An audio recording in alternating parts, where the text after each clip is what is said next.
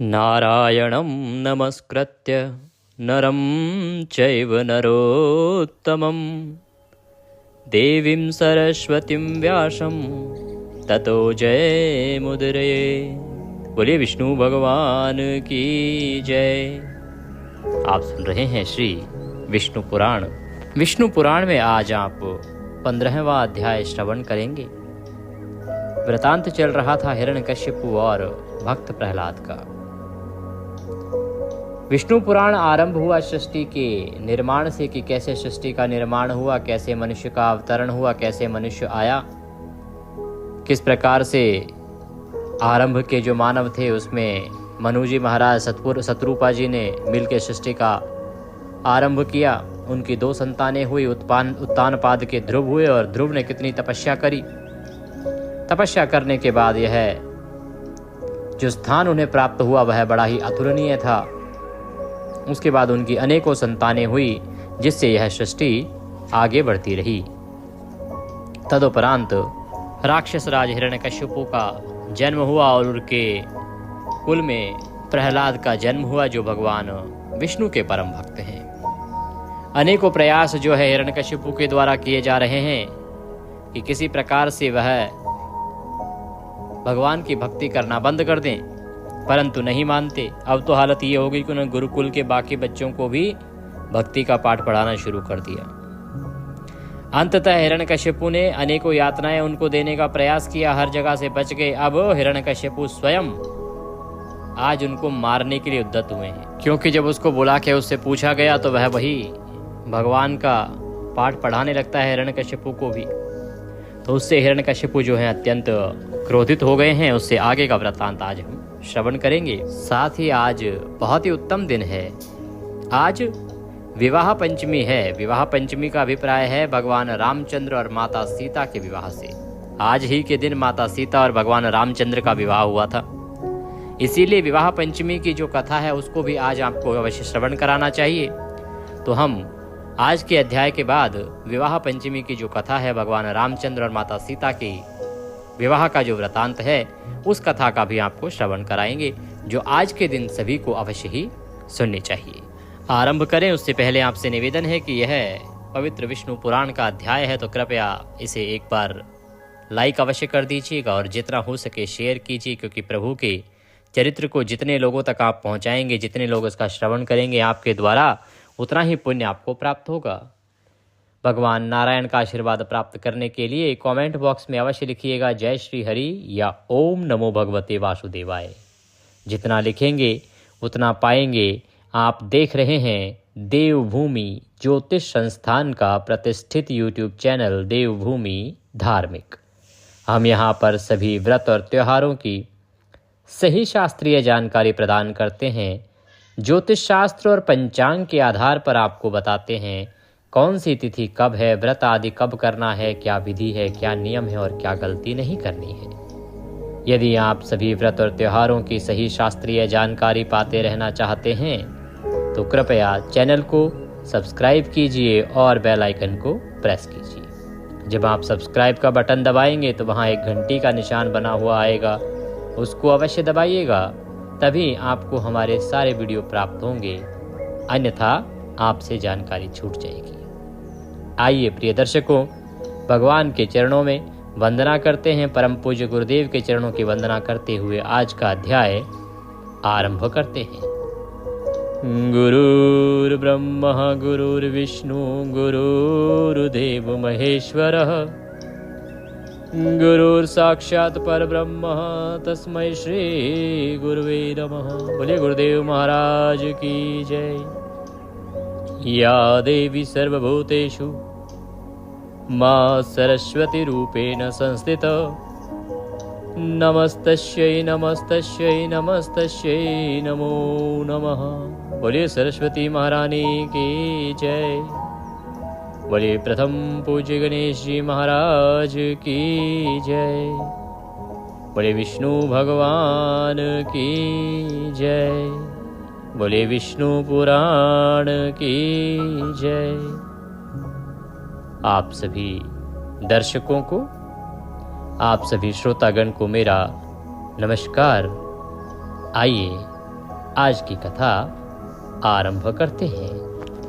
तो जब प्रहलाद ने भगवान नारायण की भक्ति की बात करी तो हिरण्यकश्यपु को क्रोध आया। उसने प्रहलाद की छाती पर लात दे मारी और उसे नीचे गिरा दिया। क्रोध और अमर्ष में जलते हुए मानो संपूर्ण संसार को ही मार डालेगा, इस प्रकार हाथ मलता हुआ बोला, हे विप्रचित्ते, हे राहो, हे बल, तुम लोग इसे भली प्रकार नागपाश में बांधकर महासागर में डाल दो।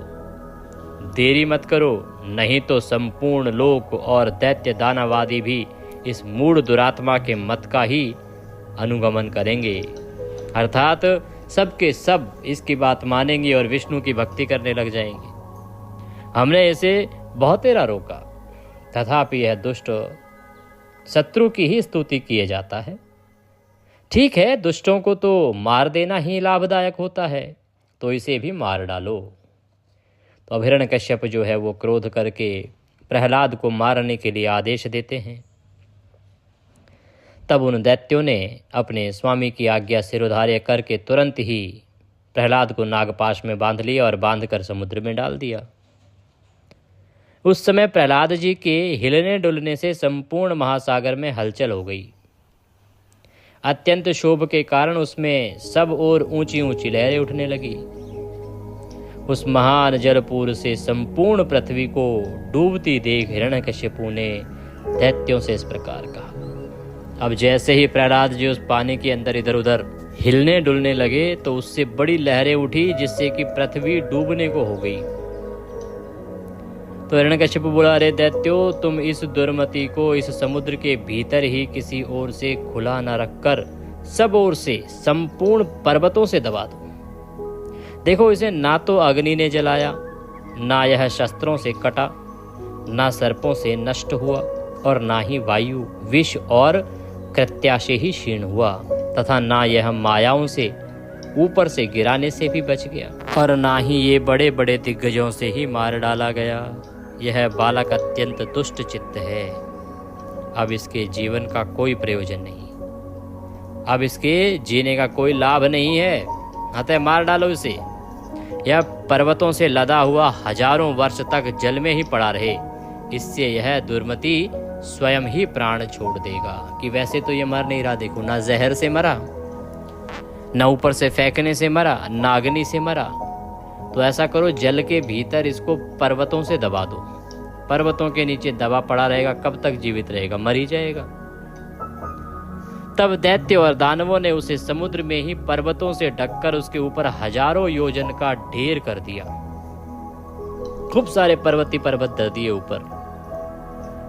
उन महामती ने समुद्र में पर्वतों से लाद दिए जाने पर अपने नित्य कर्मों के समय एकाग्र चित्त से भगवान विष्णु की इस प्रकार से स्तुति की। वह बालक पर्वतों से दबाए जाने के बाद भी अपने समय अनुसार भगवान की स्तुति करता है, कहता है, हे कमल नयन, आपको नमस्कार है, हे पुरुषोत्तम, आपको नमस्कार है, हे सर्वलोकात्मन, आपको नमस्कार है, हे तीक्ष्ण चक्रधारी प्रभु, आपको बारंबार नमस्कार है। गौ ब्राह्मण हितकारी ब्राह्मण्य देव भगवान कृष्ण को नमस्कार है। जगत हितकारी गोविंद को बारंबार नमस्कार है। आप ब्रह्म रूप से विश्व की रचना करते हैं, फिर उसके स्थित हो जाने पर विष्णु रूप से पालन करते हैं और अंत में रुद्र रूप से संहार करते हैं। ऐसे त्रिमूर्तिधारी आपको नमस्कार है। हे भगवन, देव, यक्ष, असुर, सिद्ध, नाग, गंधर्व, किन्नर, पिशाच, राक्षस, पशु, पक्षी, स्थावर, पिपीलिका, सरीसृप, पृथ्वी, जल, अग्नि, आकाश, वायु, शब्द, स्पर्श, रूप, रस, गंध, मन, बुद्धि, आत्मा, काल और गुण, इन सब के पारमार्थिक रूप आप ही हैं। वास्तव में आप ही ये सब हैं। आप ही विद्या और अविद्या हैं, सत्य और असत्य हैं, तथा विष और अमृत हैं, तथा आप ही वेदोक्त प्रवृत्त और निवृत्त कर्म हैं। हे विष्णु, आप ही समस्त कर्मों के भोक्ता और उनकी सामग्री हैं, तथा सर्व कर्मों के जितने भी फल हैं वे सब भी आप ही हैं। हे प्रभु, मुझ में तथा अन्यत्र समस्त भूतों और भुवनों में आप ही के गुण और ऐश्वर्य की सूचिका व्याप्त हो रही है। योगी गण आप ही का ध्यान धरते हैं और ज्ञानी गण आप ही का यजन करते हैं तथा पितृगण और देवगण के रूप से एक आप ही हव्य और कव्य के भोक्ता हैं। हे ईश, यह निखिल ब्रह्मांड ही आपका स्थूल रूप है। उससे सूक्ष्म यह संसार पृथ्वी मंडल है। उससे भी सूक्ष्म ये भिन्न भिन्न रूपधारी समस्त प्राणी हैं। उनमें भी जो अंतरात्मा है वह और अत्यंत ही सूक्ष्म है। उससे भी परे जो सूक्ष्म आदि विशेषणों का अविषय आपका कोई अचिंत्य परमात्मा स्वरूप है, उन पुरुषोत्तम आपको नमस्कार है। हे सर्वात्मन, समस्त भूतों में आपकी जो गुणाश्रया पराशक्ति है, हे सुरेश्वर, उस नित्य स्वरूपणी को नमस्कार है। जो वाणी और मन के परे है, विशेषण रहित तथा ज्ञानियों के ज्ञान से परिच्छेद्य है, उस स्वतंत्रता पराशक्ति की मैं वंदना करता हूँ। उन भगवान वासुदेव को सदा नमस्कार है, जिनसे अतिरिक्त और कोई वस्तु नहीं है तथा जो स्वयं सबसे अतिरिक्त हैं, जिनका कोई भी नाम अथवा रूप नहीं है और जो अपनी सत्ता मात्र से ही उपलब्ध होते हैं, उन महात्मा को नमस्कार है, नमस्कार है, नमस्कार है। जिनके स्वरूप को न जानते हुए ही देवगण उनके अवतार शरीरों का सम्यक अर्चन करते हैं, उन महात्मा को नमस्कार है। जो ईश्वर सबके अंतःकरण में स्थित होकर उनके शुभाशुभ कर्मों को देखते हैं, उन सर्वसाक्षी विश्वरूप परमेश्वर को नमस्कार करता हूँ। जिनसे यह जगत सर्वथा अभिन्न है, उन श्री विष्णु भगवान को नमस्कार है। वे जगत के आदिकरण और योगियों के ध्येय अव्यय हरि मुझ पर प्रसन्न हो, प्रसन्न हो, प्रसन्न हो। जिनमें यह संपूर्ण विश्व ओतप्रोत है, वे अक्षर अव्यय और सबके आधारभूत हरि प्रसन्न हो, प्रसन्न हो, प्रसन्न हो। ओम। जिनमें सब कुछ स्थित है, जिनसे सब उत्पन्न हुआ है और जो स्वयं सब कुछ तथा सबके आधार हैं, उन श्री विष्णु भगवान को नमस्कार है, बारंबार नमस्कार है। भगवान अनंत सर्वगामी हैं, अतः वे ही मेरे रूप से स्थित हैं। इसलिए यह संपूर्ण जगत मुझसी से हुआ है। मैं ही यह सब कुछ हूँ और मुझ सनातन में ही यह सब स्थित है। मैं ही अक्षय नित्य आत्माधार परमात्मा हूँ तथा मैं ही जगत के आदि और अंत में स्थित ब्रह्म संज्ञक परम पुरुष हूँ। इस प्रकार से भक्त प्रहलाद वहां पर्वतों के नीचे दबे हुए होने पर भी भगवान की स्तुति करते हैं। इस प्रकार भगवान विष्णु को अपने से अभिन्न चिंतन करते करते पूर्ण तन्मयता प्राप्त हो जाने से उन्होंने अपने को विष्णु रूप ही अनुभव किया। वे अपने आप को भूल गए। उस समय उन्हें श्री विष्णु भगवान के अतिरिक्त और कुछ भी प्रतीत न होता था कि वो इतने डूब गए भगवान की स्तुति में कि उनको ये ज्ञात ही नहीं। उनको ऐसा लगने लगा कि वो स्वयं विष्णु रूप ही हैं और विष्णु में ही डूबते चले गए। इसके अलावा उनको कुछ प्रतीत नहीं हुआ, ना किसी पर्वत का भार, ना किसी पानी का बल। बस केवल यही भावना चित्त में थी कि मैं ही अव्यय और अनंत परमात्मा हूँ। उन भगवान के योग से वे क्षीण पाप हो गए, अर्थात उनके जो भी पाप कभी रहे होंगे वो भी नष्ट हो गए और उनके शुद्ध अंतःकरण में ज्ञान स्वरूप भगवान विष्णु विराजमान हुए। इस प्रकार योग बल से असुर प्रहलाद जी के विष्णु में हो जाने पर उनके विचलित होने से वे नागपाश एक क्षण भर में ही टूट गए। जिन नागपाश से उनको बांधा गया था वो सब के सब टूट गए, क्योंकि अब तो वो विष्णु में लीन हो चुके थे। उनका शरीर विष्णु में हो गया था। भ्रमणशील ग्राहगण और तरल तरंगों से पूर्ण संपूर्ण सागर शुद्ध हो गए तथा पर्वत और वनोपवनों में से पूर्ण समस्त पृथ्वी हिलने लगी। तथा महामती प्रहलाद जी अपने ऊपर दैत्यों द्वारा लादे गए उस संपूर्ण पर्वत समूहों को दूर फेंककर जल से बाहर निकल आए। सोचिए, इतनी शक्ति आ गई प्रहलाद जी के भीतर कि सागर के भीतर उनको पर्वतों के नीचे दबा दिया गया था नागपाश में बांध के, लेकिन वो अब विष्णु में हो गए हैं। और जब विष्णु में हो जाए तो स्वयं विष्णु आपके भीतर हैं, आप उस सब संकट से ऊपर निकल आते हैं। उसी प्रकार से प्रहलाद जी भी बंधनों से मुक्त हुए, मुक्त होके पर्वतों को फेंकते हुए उस सागर से बाहर आ गए। तब आकाश आदिक रूप जगत को फिर देखकर उन्हें चित्त में यह पुनः भाव हुआ कि मैं प्रहलाद हूँ। जब वो बाहर आ गए तब उन्हें यह आभास हुआ कि मैं तो प्रहलाद हूँ। और उन महाबुद्धिमान ने मन, वाणी और शरीर के संयम पूर्वक धैर्य धारण कर एकाग्र चित्त से पुनः भगवान अनादि पुरुषोत्तम की स्तुति की। प्रहलाद जी स्तुति करने लगे, हे परमार्थ, हे अर्थ, हे स्थिर सूक्ष्म, हे शराक्षर, हे व्यक्ताव्यक्त, हे कालातीत, हे सकलेश्वर, हे निरंजन देव, आपको नमस्कार है। हे गुणों को अनुरंजित करने वाले, हे गुणाधार, हे निर्गुणात्मन, हे गुणस्थित और हे मूर्त अमूर्त महामूर्तिमन, हे सूक्ष्म मूर्ते, हे प्रकाश प्रकाश स्वरूप, आपको नमस्कार है।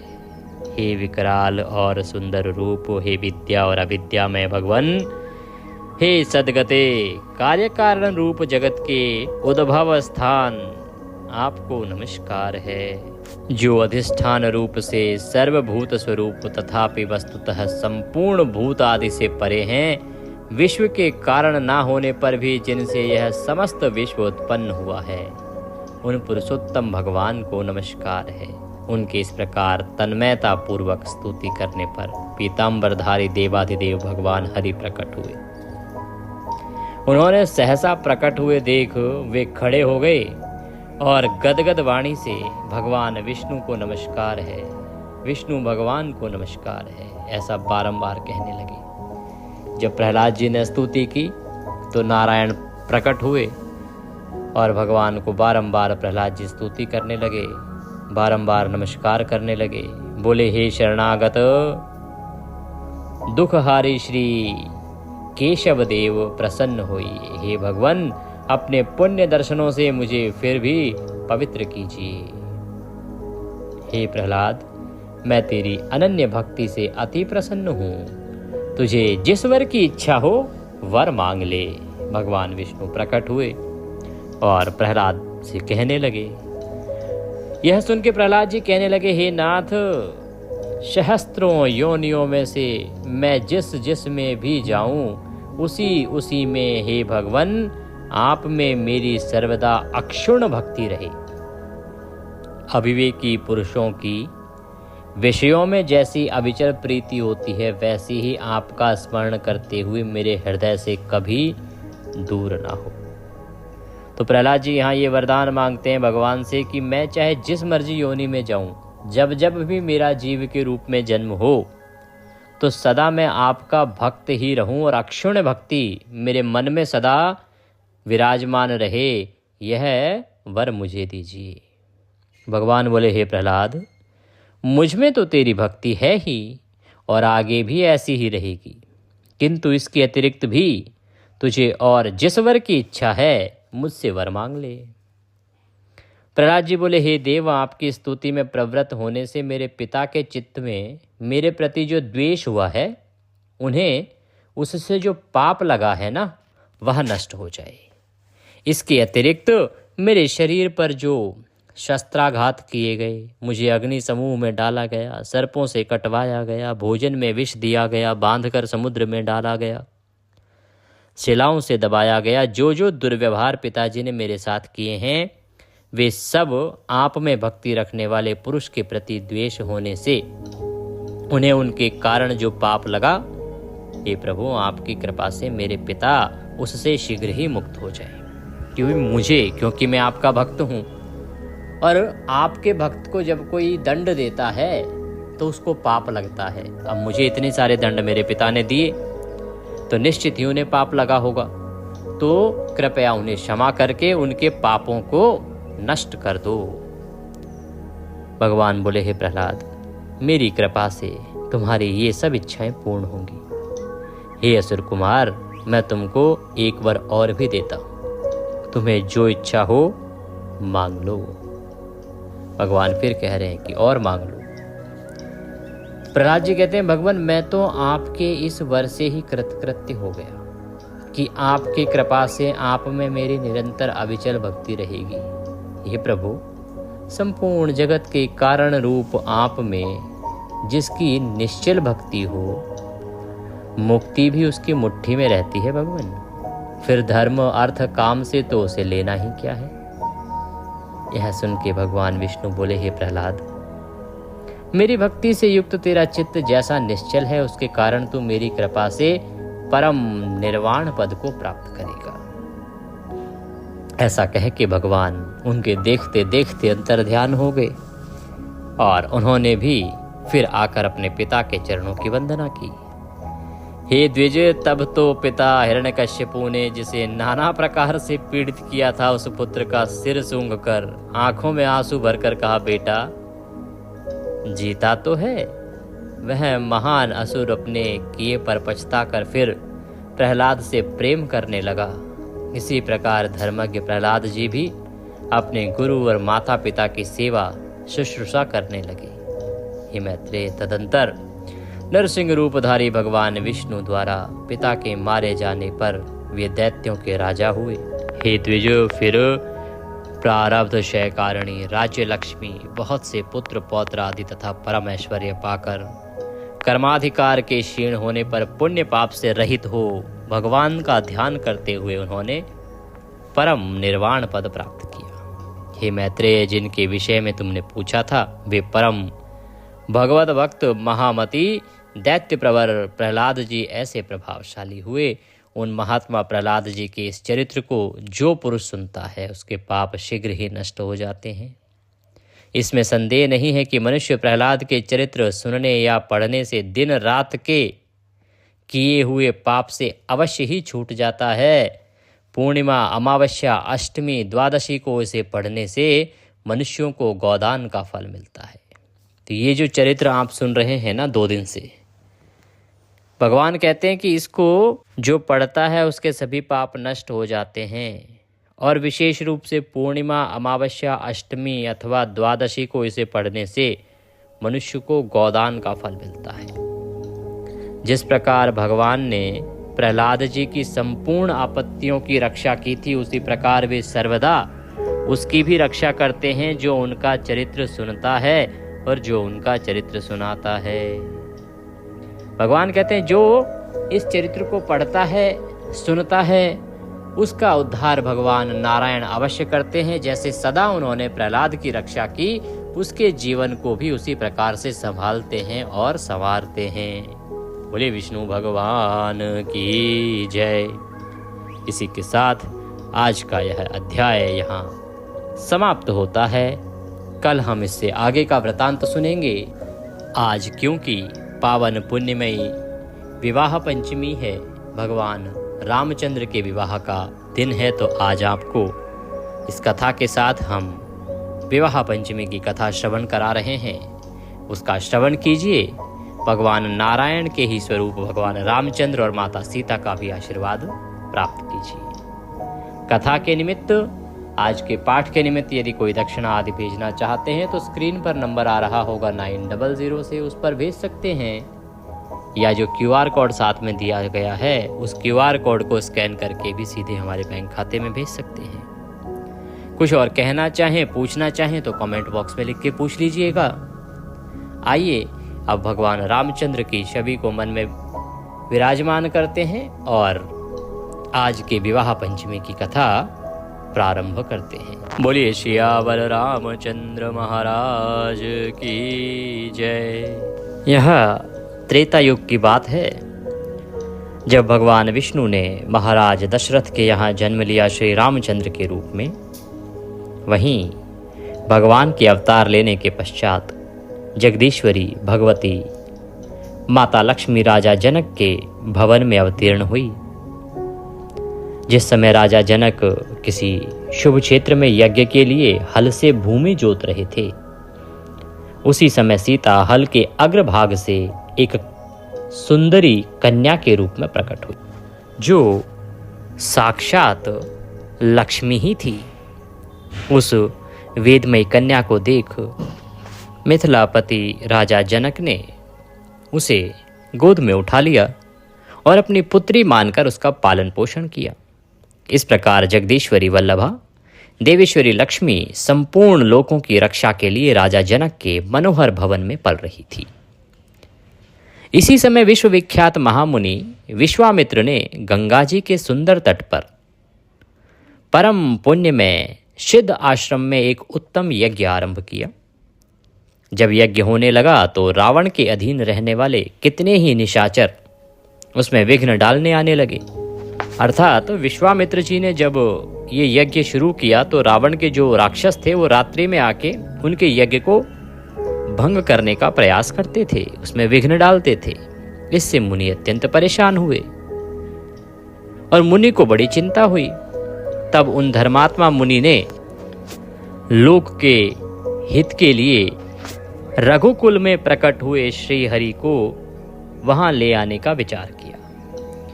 और ऋषिवर ने सोचा कि रघुकुल में जो धर्म की रक्षा करने के लिए भगवान श्री हरि प्रकट हुए हैं, क्यों ना उनको यहां लाया जाए।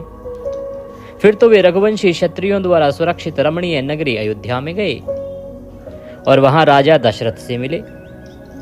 कौशिक मुनि को उपस्थित देख राजा दशरथ हाथ जोड़कर खड़े हो गए तथा उन्होंने अपने पुत्रों के साथ मुनिवर विश्वामित्र के चरणों में मस्तक झुकाया और बड़े हर्ष के साथ कहा, मुने, आज आपका दर्शन पाकर मैं धन्य हो गया। तत्पश्चात उन्होंने उत्तम आसन पर बिठाकर राजा ने विधिपूर्वक उनका सत्कार किया और पुनः प्रणाम करके पूछा, महर्षि, मेरे लिए क्या आज्ञा है। तब महातपस्वी विश्वामित्र अत्यंत प्रसन्न होकर बोले, राजन, आप मेरे यज्ञ की रक्षा के लिए श्री रामचंद्र जी को मुझे दे दीजिए। तो ऋषि जो हैं अयोध्या जाते हैं, राजा दशरथ से भगवान रामचंद्र को मांगते हैं कि आप उन्हें मुझे दे दीजिए, जिससे कि वो मेरी यज्ञ की रक्षा करें। इनके समीप रहने से मेरे यज्ञ में पूर्ण सफलता मिलेगी। मुनिवर विश्वामित्र की यह बात सुनकर सर्वज्ञों में श्रेष्ठ राजा दशरथ ने लक्ष्मण सहित श्री राम को मुनि की सेवा में समर्पित कर दिया। महातपस्वी विश्वामित्र उन दोनों रघुवंशी राजकुमारों को साथ लेके बड़ी प्रसन्नता के साथ अपने आश्रम पर गए। श्री रामचंद्र जी के जाने से देवताओं को बड़ा हर्ष हुआ। जब भगवान रामचंद्र चल दिए अयोध्या से तो देवता बड़े प्रसन्न हुए, क्योंकि देवता तो चाहते ही थे कि प्रभु कब जाएंगे राक्षसों का मर्दन करने के लिए। सभी देवताओं ने भगवान के ऊपर फूल बरसाए और उनकी स्तुति की। उसी समय महाबली गरुड़ सब प्राणियों से अदृश्य होकर वहां आए और उन दोनों भाइयों को 2 दिव्य धनुष तथा अक्षय बाणों वाले 2 तुणीर आदि दिव्य अस्त्र शस्त्र देकर चले गए। श्री राम और लक्ष्मण दोनों भाई महापराक्रमी वीर थे। तपोवन में पहुंचने पर महात्मा कौशिक ने विशाल वन के भीतर उन्हें एक भयंकर राक्षसी को दिखलाया, जिसका नाम था ताड़का। वह सुंद नामक राक्षस की स्त्री थी। मुनि की प्रेरणा से उन दोनों ने दिव्य धनुष से छूटे हुए बाणों द्वारा ताड़का को मार डाला। श्री रामचंद्र जी के द्वारा मारे जाने पर वह भयंकर राक्षसी अपने भयानक रूप को छोड़कर दिव्य रूप में प्रकट हुई। उसका शरीर तेज से उद्दीप्त हो रहा था तथा वह सब आभरणों से विभूषित दिखाई देती थी। राक्षस योनि से छूटकर श्री रामचंद्र जी को प्रणाम करके वह श्री विष्णु लोक को चली गई। ताड़का को मारकर महातेजस्वी श्री रामचंद्र जी ने महात्मा लक्ष्मण के साथ विश्वामित्र के शुभ आश्रम में प्रवेश किया। उस समय समस्त मुनि बड़े प्रसन्न हुए। वे आगे बढ़कर श्री रामचंद्र जी को ले गए और उत्तम आसन पर बिठाकर सबने अर्घ्य आदि के द्वारा उनका पूजन किया। द्विजश्रेष्ठ विश्वामित्र ने विधि पूर्वक यज्ञ की दीक्षा ले मुनियों के साथ उत्तम यज्ञ आरंभ किया। उस महायज्ञ का आरंभ होते ही मारीच नामक राक्षस अपने भाई सुबाहु के साथ उसमें विघ्न डालने के लिए उपस्थित हुआ। उन भयंकर राक्षसों को देखकर विपक्षी वीरों का संहार करने वाले श्री रामचंद्र जी ने राक्षस सुबाहु को एक ही बाण से मौत के घाट उतार दिया और महान पवनास्त्र का प्रयोग करके मारीच आदि निशाचरों को समुद्र के तट पर इस प्रकार फेंक दिया जैसे हवा सूखे पत्तों को उड़ा ले जाती है। तो भगवान रामचंद्र ने जैसे ही देखा उन राक्षसों को आते हुए तो एक का संहार किया सुबाहु का, और जो मरीचि है उसको दूर समुद्र के तट पर फेंक दिया। श्री रामचंद्र जी के इस महान पराक्रम को देखकर राक्षस श्रेष्ठ मरीचि ने हथियार फेंक दिया और एक महान आश्रम में वह तपस्या करने के लिए चला गया। तो ये जो मरीच हैं यही हैं मामा मारीच, जो बाद में हिरण बनते हैं। पर जैसे रामचंद्र जी के साथ इनका ये संघर्ष हुआ और भगवान रामचंद्र ने इन्हें समुद्र किनारे फेंक दिया तो इन्होंने सब दुष्कर्म छोड़ दिए और तपस्या करने के लिए ये आश्रम में चले गए। महान यज्ञ के समाप्त होने के बाद महातेजस्वी विश्वामित्र ने प्रसन्न चित्त से श्री रघुनाथ जी का पूजन किया। वे मस्तक पर काक पक्ष धारण किए हुए थे। उनके शरीर का वर्ण नील कमल के समान श्याम था तथा नेत्र कमल दल के समान विशाल थे। मुनिश्रेष्ठ कौशिक ने उन्हें छाती से लगाकर उनका मस्तक सूंघा और स्तवन किया। तो वहाँ पर जो रामचंद्र जी जहाँ ऋषि विश्वामित्र के साथ गए थे वहाँ भगवान रामचंद्र राक्षसों का वध करके और उस यज्ञ को पूर्ण करवाते हैं। वहीं इसी बीच में मिथिला के जो सम्राट हैं, माता सीता के जो पिता हैं राजा जनक, उन्होंने श्रेष्ठ ब्राह्मणों के द्वारा वाजपेयी यज्ञ को आरंभ किया। विश्वामित्र आदि सब महर्षि उस यज्ञ को देखने के लिए गए। उनके साथ रघुकुल श्रेष्ठ श्री राम और लक्ष्मण जी भी थे। मार्ग में महात्मा श्री रामचंद्र जी के चरण कमलों का स्पर्श हो जाने से बहुत बड़ी शिला के रूप में पड़ी हुई गौतम पत्नी अहिल्या शुद्ध हो गई। तो जब राजा जनक वहाँ पर वाजपेयी यज्ञ कर रहे थे और उन्होंने अपनी बेटी के लिए स्वयंवर का आयोजन किया था कि जो इस धनुष का संधान करेगा उसी को सीता वरण करेंगी।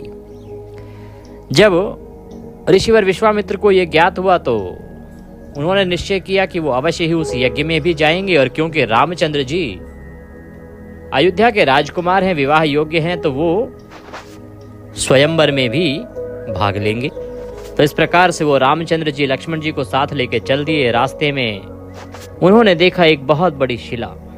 उस शिला को भगवान रामचंद्र जी के चरण कमलों का स्पर्श हो गया, उनके पैर लग गए, और जैसे ही उनके पैर लगे शिला के रूप में वहां पड़ी हुई गौतम पत्नी अहिल्या शुद्ध हो गई और वह अपने स्वरूप में आ गई। पूर्व काल में वह अपने स्वामी गौतम के श्राप से पत्थर हो गई थी, किंतु रघुनाथ जी के चरणों का स्पर्श होने से शुद्ध हो वह शुभ गति को प्राप्त हुई। तदंतर दोनों रघु कुमारों के साथ मिथिला नगरी में पहुंचकर सभी मुनिवरों का मन प्रसन्न हो गया। महाबली राजा जनक ने महान सौभाग्यशाली महर्षियों को आया देख आगे बढ़कर उनका पूजन किया, उन्हें प्रणाम किया। राजा जनक को जब पता लगा कि इतने बड़े बड़े ऋषि आए हैं, स्वयं विश्वामित्र आए हैं, तो वो उनसे मिलने गए, उनका स्वागत सत्कार किया जो कि किसी भी ऋषि का किया जाना चाहिए। कमल के समान विशाल नेत्रों वाले नील कमल दल के समान श्याम वर्ण पीतांबरधारी कोमलांग कोटि कंदर्पों के सौंदर्य को मात करने वाले, समस्त शुभ लक्षणों से संपन्न तथा सब प्रकार के आभूषणों से विभूषित रघुवंशनाथ श्री रामचंद्र जी को देखकर मिथिला नरेश जनक के मन में बड़ा हर्ष हुआ। जब उन ऋषिवर के साथ में उन्होंने भगवान रामचंद्र को देखा तो उनके रूप, यौवन और उनकी सुंदरता को देखकर राजा जनक देखते रह गए। उनके मन में बड़ा हर्ष हुआ, उन्हें बड़ी प्रसन्नता हुई। और जब उन्हें पता लगा कि ये राजकुमार दशरथ नंदन हैं, तो उन्होंने दशरथ नंदन श्री राम को परमेश्वर का ही स्वरूप समझा और अपने को धन्य मानते हुए उनका पूजन किया। राजा जनक कोई साधारण व्यक्ति नहीं, साधारण राजा नहीं है। राजा जनक वो व्यक्ति हैं जो इतने धर्मात्मा हैं, इतने शास्त्रों के ज्ञाता हैं, इतने बड़े विद्वान हैं कि वो भगवान के साथ भी संवाद साधते हैं। राजा जनक अपनी विद्वता के लिए, अपनी योग्यता के लिए जाने जाते हैं। तो राजा ने निवेदन किया कि आप भी अवश्य ही इस स्वयंवर में भाग लें, क्योंकि उनके मन में भी आया कि क्यों ना सीता इन्हीं का वर्ण करें, क्योंकि उन्हें वो एक योग्य राजकुमार प्रतीत हुए। और फिर अपने सभी ऋषियों के द्वारा रामचंद्र की भूरी भूरी प्रशंसा वो सुन चुके थे कि किस प्रकार से उन्होंने यज्ञ को सफल कराया और किस प्रकार से उन राक्षसों का रामचंद्र ने वध किया। स्वयंवर की वह घड़ी निकट आ गई। भगवान रामचंद्र सभा में प्रवेश करते हैं। वहां सभी को प्रणाम करके, राजा जनक को प्रणाम करके बैठ जाते हैं। स्वयंवर आरंभ हुआ। भांति भांति के राजा आते हैं, धनुष को उठाने का प्रयास करते हैं, परंतु वो तनिक डिगा भी नहीं पाते, हिला भी नहीं पाते हैं। वृतांत तो ये भी आता है कि रावण भी वहां आता है और रावण भी उसको धनुष को हिलाने का प्रयास करता है, परंतु वह उसे हिला भी नहीं पाता। अनेकों राजा विफल हो जाते हैं। जब सभी राजागण विफल हो गए तो जनक जी को बड़ा आश्चर्य हुआ, बड़ा बुरा लगा। उन्हें लगा कि कहीं मेरी कन्याकुमारी तो नहीं रह जाएगी। और तब तक भगवान रामचंद्र उस धनुष को आगे बढ़ नहीं रहे थे उठाने के लिए। तो राजा जनक कहने लगे कि क्या ये सभा क्षत्रियों से विहीन है? क्या आज किसी भी क्षत्रिय में या उसके लहू में इतनी क्षमता नहीं कि इस धनुष की प्रत्यंचा कर सके, इस धनुष का संधान कर सके? धिक्कार है ऐसे क्षत्रियों पर। क्या इस सभा में बैठा हुआ कोई एक राजकुमार भी ऐसा नहीं है जो इस धनुष को हिला सके, जो मेरी बेटी के साथ विवाह कर सके? इस प्रकार राजा जनक के क्रोध करने के बाद लक्ष्मण जी उठ खड़े होते हैं और कहते हैं कि महाराज, आप इस प्रकार के अनुचित वाक्यों का प्रयोग ना करें। जिस सभा में दशरथ नंदन राम बैठे हों, वहां पर कायर कहना या इस प्रकार के शब्दों का प्रयोग करना कि उस सभा में कोई ऐसा क्षत्रिय है ही नहीं जो शूरवीरता की मिसाल पेश कर सके, यह अशोभनीय है। अगर मेरे भैया श्री रामचंद्र चाहें तो ये धनुष तो क्या वो तीनों लोकों को हिला सकते हैं। भगवान रामचंद्र लक्ष्मण को बैठने का इशारा करते हैं। लक्ष्मण बैठ जाते हैं। तब विश्वामित्र जो हैं भगवान रामचंद्र को इशारा देते हैं। अपने गुरु का इशारा पाके राम उठ खड़े होते हैं, गुरुवर के चरणों को प्रणाम करते हैं, सभा में बैठे हुए सभी सभासदों को प्रणाम करते हैं, महाराज जनक को प्रणाम करते हैं और पहुंच जाते हैं उस स्थान पर जहां वह धनुष रखा हुआ है।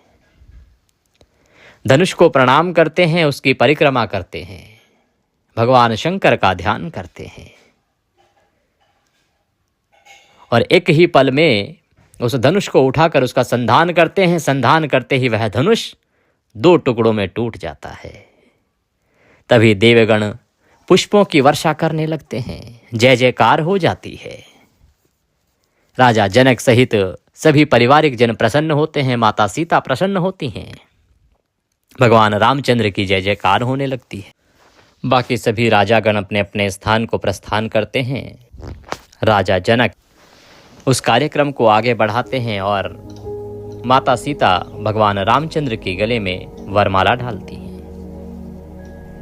तत्पश्चात राजा जनक महाराज दशरथ के पास दूत भेजते हैं। धर्मात्मा राजा दशरथ अपने दोनों पुत्र भरत और शत्रुघ्न को साथ लेकर वशिष्ठ, वामदेव आदि महर्षियों और सेना के साथ मिथिला में प्रस्थान करते हैं और मिथिला पहुंच जाते हैं।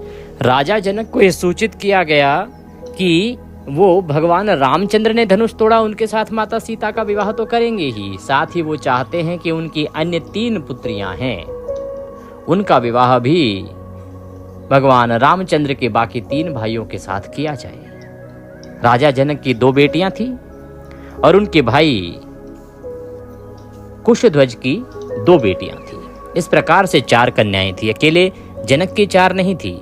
माता सीता जो हैं वो जनक की बेटी थी, जो पृथ्वी से उत्पन्न हुई थी, इसीलिए उनको धरा कहा जाता है।